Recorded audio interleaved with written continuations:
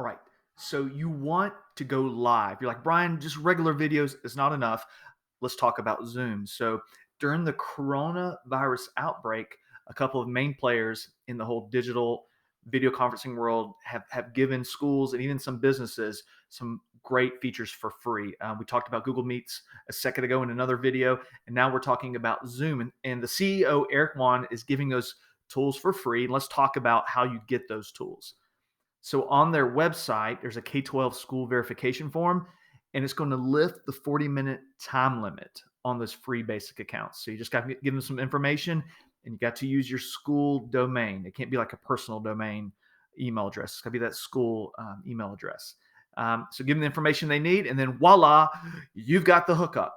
And so then I'm going to show you actually how to have a meeting with your students if you are going to use Zoom. So let's do it. So I'm going to host a meeting with video on. Let's see what happens. Now, don't forget, we're doing video and video at the same time, so this could get crazy. And there's a couple ways to do this. You can schedule meetings, or you can just go live and then send people the links. So it is something that there's an app for mobile devices, and then there's also browser-based Zoom connections that work with an app they put on your device. So I'm going to speak with computer audio. That sounds good. And it looks like this. And what happens is when people start to join, you'll see their little faces pop up up here in the top. Because I already tested this with Miss Buffington. It looks good. It's going to be very helpful for some of my teachers who want to go live and see all their students at once together. So what you need to know is you can invite people to your Zoom meeting. It's very simply click this button here. It says invite. And I just like copying the URL. And once you copy that URL, you just get it to your people.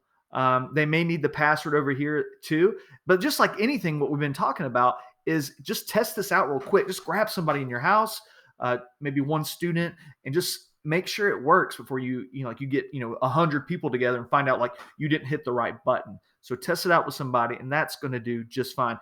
And don't feel like this is unachievable. I just hit a couple buttons and here we are. You could totally do this. You can mute your mic at any time you need to. So right here, maybe someone walks into your room at your house because you're like in a closet trying to make this work. You got kids of your own and they're making noise. Like you want to mute. Hey, kids, stop doing that. You could do that. You can also stop your video. I can stop my video right here. I'm just going to show maybe like a little thumbnail. You can also share your screen. That means you can share whatever's on your screen, such as a presentation. You also have chat and then record. You can record the whole session and then upload to Drive and then share that with your students. So tons of options. And this is called Zoom. Hey, I want this to help some teacher out there who wants to really go live with their students. Hey, thanks for tuning in. Let me know how I can help. Brian Buffington, y'all.